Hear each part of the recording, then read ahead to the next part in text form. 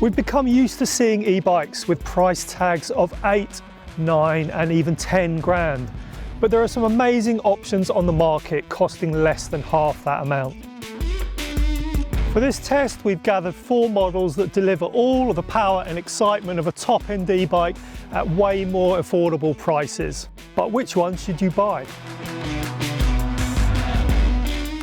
Before we answer that, Al, what are the 4 bikes on test? So we've got a Yamaha Moro 07, we've got a Decathlon Rockrider E-Expl 520S, to give it its full name. It's pretty long, that one, right? We've got the giant Stance E+1, and we've got the Polygon Siskiu T7E. Well remembered. The basic premise of the test was, like you said in the introduction, it seems to be like an arms race to who can make the most expensive e-bike, but these 4 brands are actually going, hey, hold on a second, e-bikes don't need to be crazy expensive.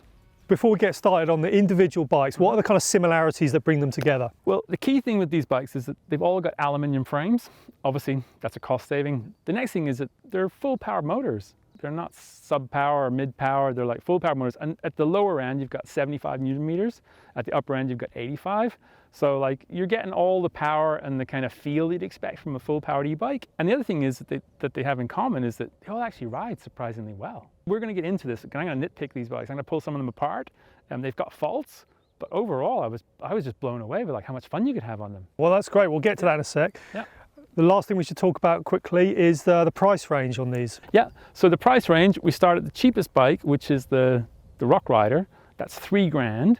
And then the most expensive bike is the Yamaha Moro, and that's £4,150. So should we start taking a look at the bikes one by one then? Yeah, and seeing as this is our affordable e-bike test, let's start with the cheapest bike first. Perfect.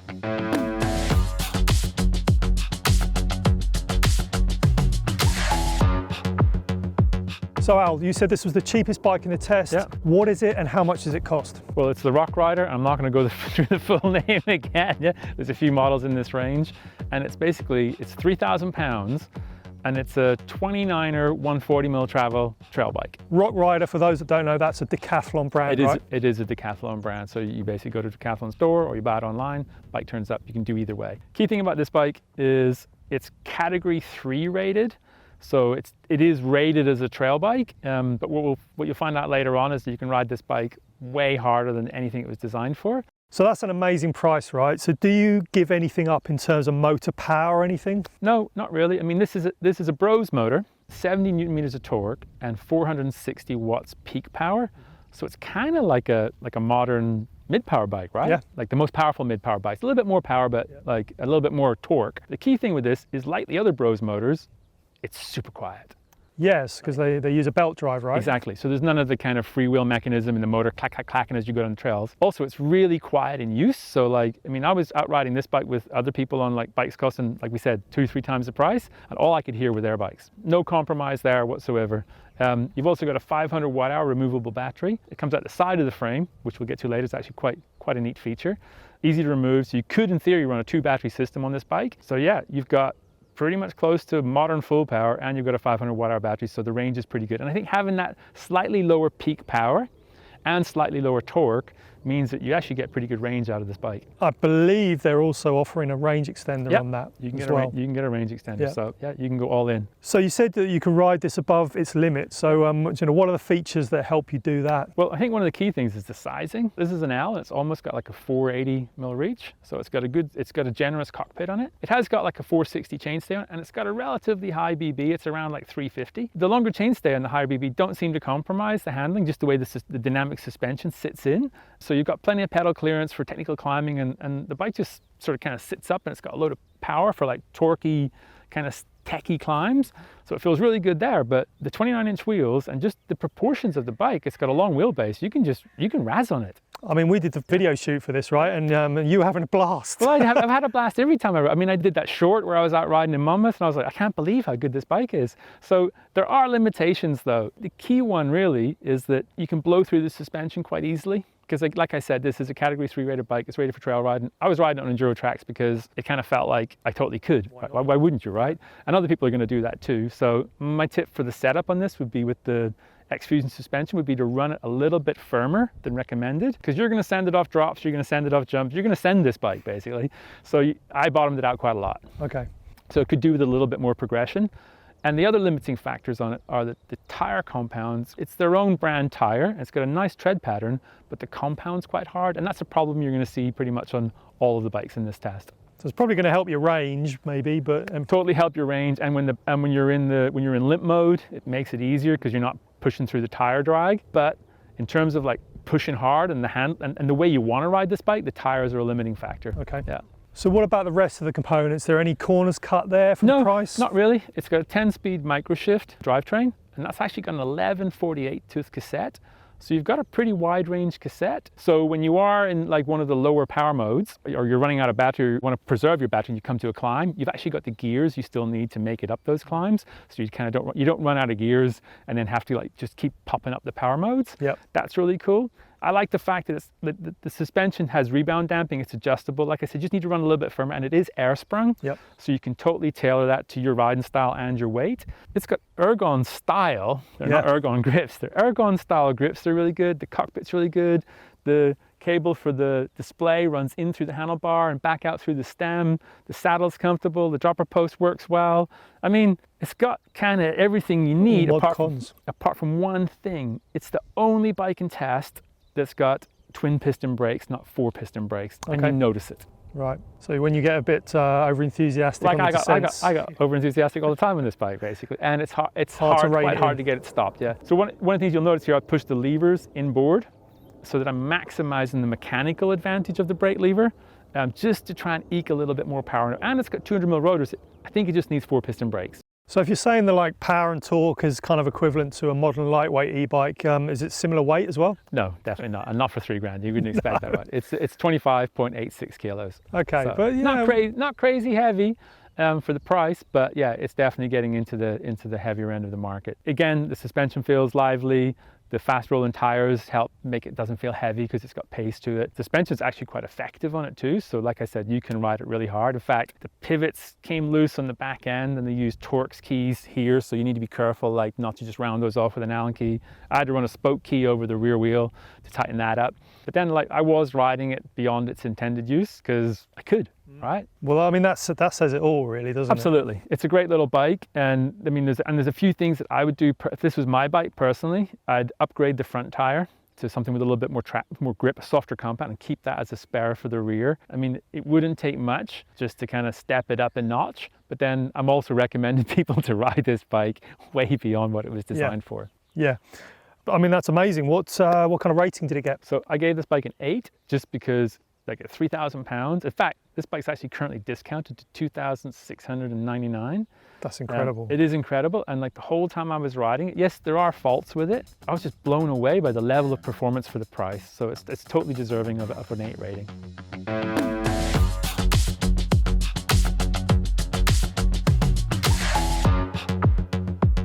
So this is the giant Stance E+1. This bike's currently just under $4,000, but it's also discounted too, so you can pick one of these up for under $3,000.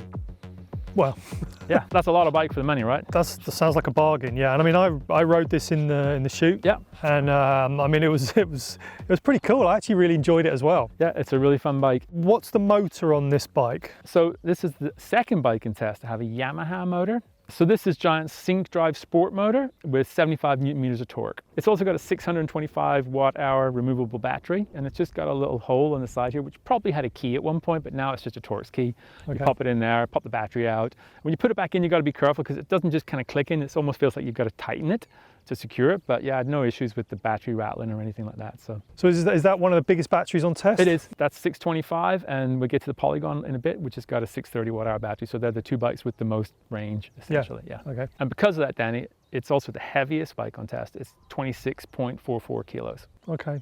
So they're not actually that far apart. They're not. No, not massive. And again, it's a 29er. And they have, I mean, there's a few little things on the bike, like it's got exo casing tires. Dual compound, hard compound, so the bike's going to get heavier when you put proper tires on it. Yeah, but you get Maxxis tires out of the box, which is pretty cool. Which is pretty cool, yeah, totally. And there is a weight-saving measure on there, which I guess hasn't done a lot, has it? No, it hasn't. Which is the rear suspension design, which is there's no pivot at the rear axle. Yeah, so this isn't Giant. Normally have they call it their Maestro suspension design, which is a twin link design. This is the flex point suspension design, so there's no pivot on the rear triangle. It's a flex stay design, so the stays just basically flex to absorb the variation in the linkage. But it still has this co-pivot kind of layout here, where the swing arm and the shock are all connected together through one big kind of oversized bolt, which is really cool. I mean, that leads me to something about, I'd say this is the best quality frame of the 4 bikes in this test. It's the one where it feels like the components are compromised, but the frame isn't. You'd hope to see that from someone like Giant, wouldn't you? I mean, they're one of the best bike frame manufacturers, and when they make frames for other brands. Yep. So yeah, you would hope to see that. But it's also, Giant's at a disadvantage in this test because all of the other brands are like direct to consumer, and for Giant, you go through a dealer. Yeah, so there's a margin in there. Absolutely. That's got to be worked into the price that the others don't worry about. about. And that's kind of reflected a little bit in some of the components, but I cannot fault the frame quality. I mean, this is the bike where your pivots aren't going to wear out in 6 months, something's not going to fall off it, you're not going to have to keep torquing it up. It's super well made. So you kind of think of this as an investment that you're going to upgrade and build on. Yeah, absolutely. Like, one of the compromises is the Shimano 10-speed drivetrain, and not because it's 10-speed, it's just basically got an 11-43 tooth cassette, which isn't a wide enough range on an e-bike. No, I mean, you know that, because you do need to keep that cadence spinning, don't you? You need to keep the cadence high, you keep your feet spinning for the steeper grades to get the assistance from the motor. And also, if the battery runs out, you need easy gears, because you might still have to climb out of a valley to get back home or get back to your van or whatever. So I'd like to see that. I mean, the performance of the shifting was really good. The link glide chain and cassette feels really robust. And the other thing that on the bike, this bike's got 4-piston Tektro brakes, but they had variable bite point on the rear brake, and I think that might be a consequence of the fact that the cables run through the headset.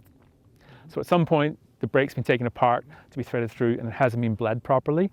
So that was a little bit of a frustration on this bike. Something to sort of make sure with your dealer. If you're buying it from a dealer, then you can take it back. You can just reel it back in and go, hey, come on, my back brake's not feeling good. They can do a bleed, and you're good to go. Yeah, I mean, that is totally one of the advantages. So the thing that's interesting with this bike is the suspension. It's got 125 on the rear and 140 in the front, and neither of the fork nor the shock came with O-rings on them for you to set the side. Yeah, I noticed your zip tie down there. I've got a zip tie on there, and I think maybe I've got one of my old hair bands on here from when I had a top knot, basically. I kind of put that on the fork. So that's a little bit of an oversight. I don't know how much it costs to put a O-ring on a fork or a shock, but really you do need it to help set the suspension up. And setting the suspension up in this bike's not entirely straightforward. There's a very narrow usable range of rebound adjustment on the rear shock where it kind of feels right.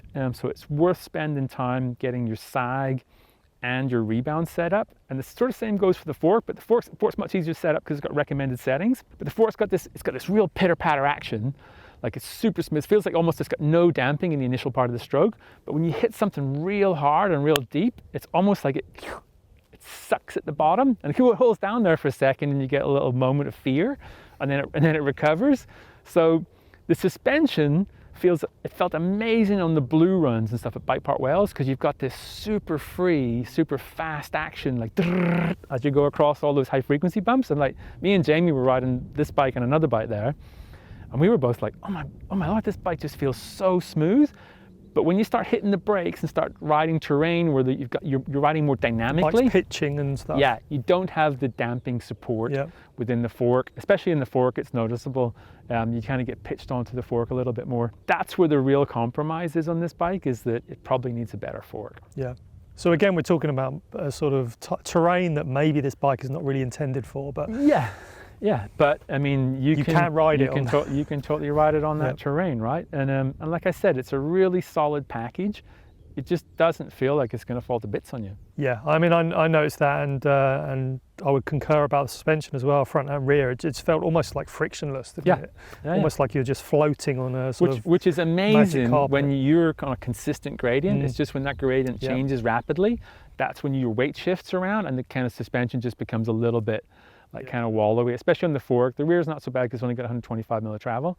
I'd also say that what's really interesting with this bike is that the geometry is not that different from the high-end bike that we had in our e-bike of the year test. But I had no issues really with like getting the front end up on this bike. And I think that's just a result. It's got a higher front end. Maybe it's a little bit shorter in reach, a little bit less travel to pull through. But yeah, and also maybe that feel where the suspension's easier to kind of push into makes the bike feel, you can destabilize the bike more easily. Yeah. By that, you're kind of talking about the chainstay length to a degree, aren't you? Yeah. It's a long chainstay on there, long chainstays, yeah. So that, I guess that helped the climbing as well? Yeah, I mean it does. I mean it helps position your weight forward for climbing, and then obviously you've got a 75 Newton meter torque motor. You've got power there, and I really like what Giant's kind of moved away from. Its kind of, you know, it used to have the little kind of LED display. They've now got a proper display, so you can see metrics on there. You've got like your battery life. The only thing about it is those where you turned the bike upside down, Danny. You scratched it. Sorry. Yeah. So it is something to be. That's a disadvantage of having it here rather than behind the handlebar, is that it is more prone, like if you crash or if you turn it upside down, you can see the scratches on the display. So really great quality frame, really supple suspension that works great on the sort of smoother trail, blue trails and stuff, and a decent component package. Yeah, the component package has got some little flaws in it that you could kind of work around and live with. But you're right, you're getting a really top quality frame that you can upgrade as you go along. And a good price at the moment if you're quick. It's at a disadvantage because you buy it through a shop. So that means that the components can't quite be as high as the other bikes in this test. So I also give this bike an 8. You get that support that you might not get with some of the other brands. Yeah, so you're paying a kind of insurance policy for down the line. Exactly. Paying for service. Yeah.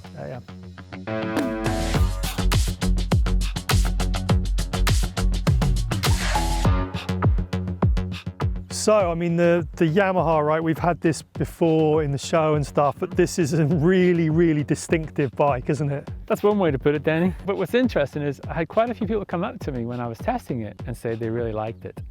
Like they liked the fact that it looked different. I mean, I think it's cool that a motorbike brand has come into the market and they've taken their knowledge from a slightly different form of two-wheel transport, and they're applying it to this. And it's different to what bike companies do, right? Absolutely. And what they're calling this frame layout is they're calling it the dual twin, because you've got twin top tube and a twin down tube. And they put the shock in the middle and the battery sits in the middle. So I kind of like the fact that they've taken their own spin on it. And this isn't actually Yamaha's first e-bike. Apparently they've been making e-bikes for 30 years. This is their first EMTB though. Okay. Yeah. So a Yamaha motocross bike has a larger front wheel and a smaller rear wheel, like a mullet bike, right? But they haven't done that on this bike. No, they haven't. So this bike was released 2-3 years ago when they first showed it, and then it was late coming to market. So it's got 27.5 inch wheels front and rear with 2.6 inch tires.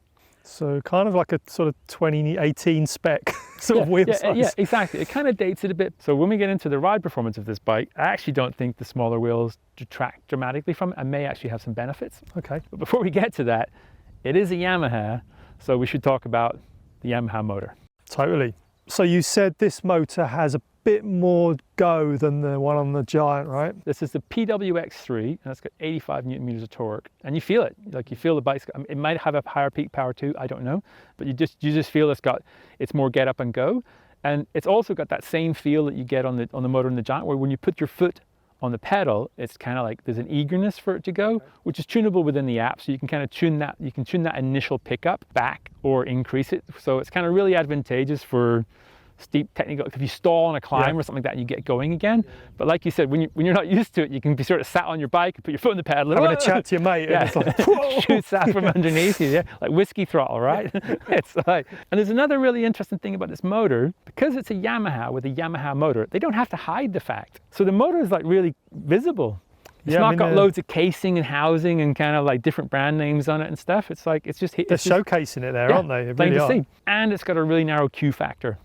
Now, if anyone's watching this and they don't know what Q factor is, it's basically the distance between the outside edges of the crank arms. So how far your feet are apart, yeah? Exactly. And this one is, I compared it to 5 other bikes we had in the shed, and it is by far the narrowest.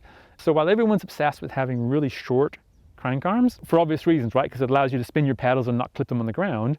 Narrow is good too, because one, it increases your efficiency in terms of how you pedal. But it also means that when you're leant over or when you're trying to climb up through like a gully or something like that, the edges of your pedals. More clearance. Exactly. Yep. So I really like that about it. All the bikes here have kind of fully enclosed batteries in the down tube, but the one on the Yamaha is kind of semi-enclosed, isn't it? Yeah, it is semi-enclosed, and it's removable. So it's a 500 watt-hour battery. You got your little charging port up top here. To remove it, you have to take the cover off. There's some bolts there, and then there's a bolt down at the bottom for removing the battery. So you could run a 2-battery system with this bike quite easy. A little bit more faff than just putting an Allen key in the side or popping one in the bottom. Like, it's not something you'd want to be kind of like having to do mid-race or something like that, but it's totally doable. Disadvantage of that approach, no water ball. Yeah. Kind of sucks. Yeah, I mean, you probably wouldn't get one in there anyway, would you? Well, no, you probably wouldn't, but you definitely wouldn't want to drill holes in your battery to attach a bottle cage. What about travel on this bike? What sort of bike is it? This bike is kind of heavy hitting bike. It's got a 160mm travel lyric fork, and then it's got a super deluxe shock on the rear. And they claim it's got 150 travel on the rear, but I only measured it at 139. So it doesn't quite deliver the travel they claim. And I don't know, maybe that's a thing from the motorbike world too, or bicycle world, or maybe they just wanted to make it sound better. But it's a pretty high-end looking shock and fork though. It's a pretty high-end component package altogether, Danny. So you've got a high-end fork and shock, you've got Magura MT5 brakes, you've got a XT drivetrain with a 1051 tooth cassette. So you've got a really wide gear range. It's got a good bar, it's got a good bar width, it's got a decent stem, it's got a really cool saddle. This is a Yamaha saddle. It's got a little grip pad at the back for like steep climbs. But best of all, it's got like, you tuck your fingers in here, and it's a little handle for like putting it in and out of the van, and it's really comfortable too.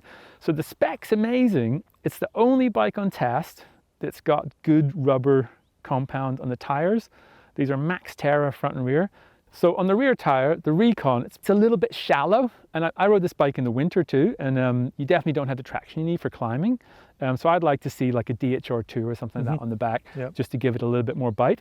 But Exo Plus casing and Max Terra rubber, like night and day better than the tires on any of the other bikes. Loads more grip basically, and with the Plus tires as well. I mean, you know, we sort of do them a disservice now by, you know, they're not fashionable, but when they came out, there were a lot of positive things about them. And there's some positive things about them on this bike too. What happens is that, you'll remember this when we first started riding plus size tires, is that the tires give the bike bounce. So this bike's actually way more dynamic than the shock tune of the geometry would suggest. It's quite playful, it's quite easy to move around, and it's really easy to make a mistake with the setup on this bike because it's also got really wide rims.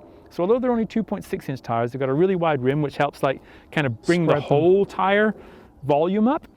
So you really do have to run like 20 PSI or below, especially for like, if you're like 85 kilos. If you go 23, 24 PSI, basically you feel like the suspension's just too harsh. And it's because the tire's not working properly. So it's got a really good spec on this bike. So does that impact on the scales? Is that an advantage? Yeah, it's the lightest bike on test. It's 23.62 kilos. So it's quite a difference than moving up to the kind of giant then, isn't it? Almost 3 kilos. I weighed the wheels. They've got really wide rims, and if they just went to like a standard 30mm rim width, they could probably shave like 300 grams off the wheel set, so they could almost get it below like 23 kilos, which is impressive for a full powered e-bike. Yeah, absolutely. So were there any other aspects of the ride that kind of stood out to you? Yeah, I mean, the bike just feels really solid. You know, when you're riding the Decathlon bike or the Giant, they kind of feel a little bit more like flexy and flimsy. And again, that could be a result of like they got spindlier, not spindlier forks, but the damping's kind of freer. They've got 29-inch wheels, which is more flex than that. This bike feels like you can kind of charge into like way rougher terrain and the bike's not going to kind of deflect. I'd like to see a lighter tune on the shock, just so you could allow the rear suspension to be a little bit freer on it, because currently I run it wide open and I'm 85 kilos, so if you're lighter than me, you're going to struggle to get the rebound fast enough. And it's one of those shocks where if you crank the rebound all the way around and push the bike down, it'll go. So it's unusable basically. Absolutely. They totally need to shift the range to make it lighter in compression too, so the rear suspension is a bit more supple, so you're not relying on the tire for that traction so much. And then it gives it a wider range of rider weight that it can accommodate. So for a first attempt at an e-mountain bike, Yamaha seems to have done a pretty good job, right? They had done a pretty good job, and obviously they could have hit the ground running a little bit faster with just some simple tweaks, like if they go on MX, so they had a 29-inch front wheel, maybe a slightly shorter chainstay. I don't mind the long chainstay on the size large, but like on the small and medium, I'd like to see a shorter chainstay just to balance the weight distribution, but there's not much else you can kind of fault it for. So what was the rating then? I give this bike an 8, because obviously it's the most expensive bike on test, and things like the shock tune, things like the chainstay length for the smaller sizes, people are just basically, even though I don't think the 27.5 wheels front rear really impacts the handling, it's just not on trend, and people just aren't gonna, they want the latest thing. Yeah.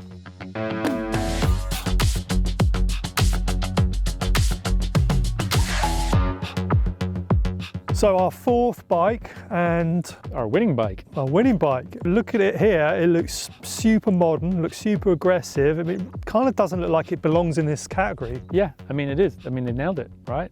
It's got a low top tube, it's got a slack head angle, it's got adjustable geometry, 29-inch wheels front and rear. It's kind of billed as like e-enduro, trail enduro. So yeah, it is an aggressive bike. And it's the price? The price is £4,000, but to get it for £4,000, this bike comes from Go Outdoors. You need to have the discount card, which costs £5. So yeah, £5 well spent. That is, it is, isn't it? Absolutely. So it looks aggressive. Does the travel match that purpose? Absolutely. It's got a 150mm fork, but nowhere on the website could I find the travel on the rear. So you measured it? I don't know. So obviously I measure all the bikes. Yeah. So it's got 144mm travel on the rear. Okay. So yeah. So I'd also say that the geometry was slacker and lower than claimed too. So it kind of went from actually being sort of traily geometry into full enduro geometry. So we're looking like it's got a 63-degree head angle. Wow. It's not meant to have. I think it's meant to have a 65-degree head angle. This is in the low position. It's got a 325mm BB height. It's low. It's low. Exactly. It's got a 1265 wheelbase, and it's the only bike in this test that doesn't have like a 460mm chainstay. Yeah. The chainstay length's 445. That sounds like a killer set of numbers. Well, they are. Even if they're not the right numbers, they're not the numbers. They're going in the right direction. They're right? not the numbers on the Polygon website. They're good numbers. Yeah, it makes a huge difference. And the other thing with the bike is that the suspension's like it's fully adjustable. So you've got rebound and compression adjustment on the shock and on the fork.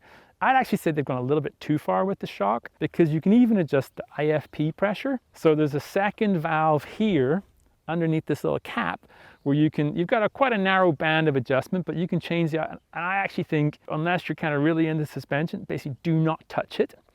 And there's a risk that someone will actually attach a pump to it and think it's where you put the air in the shock. Yeah. So I actually think they should have spec'd a shock where they blanked that off completely. Yeah, okay. But yeah, it's got like a bolt through fork, piggyback shock. I mean, it's Suntour stuff, right? Yeah, it is. Yeah.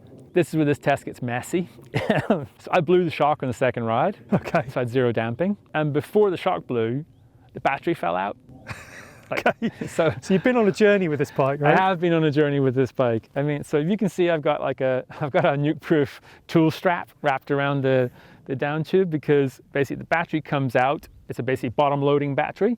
When I was at Bike Park Wells testing the bike, I jumped into a section and just whatever way I landed, kind of like there was kind of big G-force and a big bump. The battery just fell out, hit the front wheel and spun down the trail. That's pretty scary. It scared me big time. And I thought, well, okay, maybe we hadn't located the battery correctly. So like give benefit of the doubt, slammed it back in real hard, rode off, jumped into the section on rim dinger, and it did it again. And that was really scary. So I actually rode it without the battery in it for a little bit, and then the shock blew. But what was really interesting was with no battery and no damping, I had to ride it back to the van with no assistance. And this bike's got a Shimano EP801 motor, and like there's just so little drag in it. Okay. It was the only time during the test that I actually thought, hey, you know what, these hard compound hands down tires, I'm so pleased they're on the bike. Because when I was pedaling up the fire road back to the van, I was like, okay, there's no resistance in the motor. There's very low resistance on the tires. This is brilliant. And I'd actually written the bike off. So I had a conversation with Polygon and Go Outdoors. They sent a replacement shock. The replacement shock's been fine. So I don't know what was wrong with the first shock that was on the bike. It was really easy to fit too. And they actually got me a sizing tool from Shimano to check that the battery mounts had been positioned correctly. So you met me in the car park on Bank Holiday Monday, and I do not recommend anyone trying to do that in a car park because I was like a nightmare. I was there for quite a while. But I got the connectors out, checked the mounts, used the tool, put it back in. What was interesting was that the mounts were too close. So although you'd think that would make it tighter, I think what it meant that the mechanism couldn't engage fully. So once I sized them correctly, slammed the battery in, I couldn't get it to fall out. Whereas before I could basically bounce the front end and the battery just fall onto the floor. But I still rode it with strap on. Yeah. Because now that it's happened, it's hard for me to trust it. And that's my only real concern with this bike is that if you've got one of these bikes and it hasn't been checked, I'd recommend that you go and get the battery checked or that you run it with a strap on the down tube because it is scary. Those things aside, it is still the best riding bike in test. First ride was in Surrey and I was like, hey, this bike's really good, it's really good shape. And then we went to Bike Park Wells and I was just like, I was having like one of the best, before the battery fell out and the shock blew, I was having one of the best days ever because the riding position's really good on it, the geometry's really good. It's got SLX brakes, 4-piston, no inconsistency, feels super good. Even the grips, it's got these kind of little kind of desk grip, rip-off grips, they're excellent. You've got Shimano motor, you've got a really neat display behind the bar. You got the new controller, which is kind of, it's got a little bit more functionality than just like the 2 buttons. The position on the bike feels excellent. I was just having a total blast, and then everything went wrong, but they fixed everything really quickly too. So a lot of e-bikes with Shimano motors come with third-party batteries, right? Is that the case here? No, that's a Shimano 630 watt-hour battery. Okay, so genuine Shimano battery. Yeah, and I could see that when it was lying on the trail. You really did. Yeah. And actually, and this bike as a package is 24.6 kilos. Pretty decent. It is pretty decent for a 4,000 pound aluminium full-powered e-bike. Yeah. It's got a really good specification. Now that the battery mounts have been sized correctly, I'm not really concerned about them. There's a little bit of concern over the reliability of the Suntour suspension components and getting those serviced like down the line, whereas we know with like the Yamaha bike, it's got rock shocks on it. If you need a shock serviced, or if you want a different, I mean, that's the thing with the Yamaha, you can just literally go and get the shock retuned. Yeah. Like anywhere. It's really easy to do. I'm not so confident about that, but then if you do have any problems with your suspension, again, you can roll back into a Go Outdoors store and say, hey, you guys, you need to fix this. But the ride quality was standout. Like I rode all the trails at Bike Park Wells that I normally ride, and I'm so pleased the battery didn't fall out in any of the big jumps. But yeah, the bike's dynamic. So this is the best riding bike, best handling bike of all 4 bikes by a country mile. Absolutely. Yeah. And my only reservation from like, I'm going to rate it a 9 because I want to separate it from the 3/8 that are in the test. It needs better tires. Deserves better tires. It deserves and needs because they're hard compound, and they just don't have the traction for the kind of terrain you're definitely going to take this bike into. Yeah. They don't have the traction in the climbing, and they definitely don't have the traction for like when you want to slow down on like super steep gnarly tracks, because you're going to want to go and ride all those tracks on it. So it needs better tires, and that's really the only shortcoming in the specification. So that's why I couldn't get a 10. And then I've got that bit of reservation about the reliability of the with the shock blowing so quickly. So it sounds like you know, what was basically a write-off bike. You know, we had a nightmare day, and it's completely turned around, and we've had a pretty happy ending, really. It is. It's the best bike in test, and I'd like to say that like all of these bikes have compromises, and that's to be expected. When you're trying to build an e-bike to such a competitive price point, it's not that they're cutting corners, it's just that you don't have the options. You can't just go and spec the new Lyric or the new 38, or let's have T-type, or I'll have a wireless dropper. You don't have any of those luxuries, right? The people that are putting these bikes together, it's so competitive, like, and they're trying to get the best bits on the bike for your best value for money, and sometimes they get it wrong. I think the key takeaway from this whole test is that all of these bikes were so much fun to ride and test, and I think like when brands are making more affordable e-bikes, I think we're just going to see more and more people on them. Yeah, that's got to be good. Yeah, totally. So that's a wrap for this video. But if you want to find out more about each individual bike in this test, we're going to have the full reviews online on mbr.co.uk, and we're going to do some deep dives on each individual bike. So look out for those videos coming soon.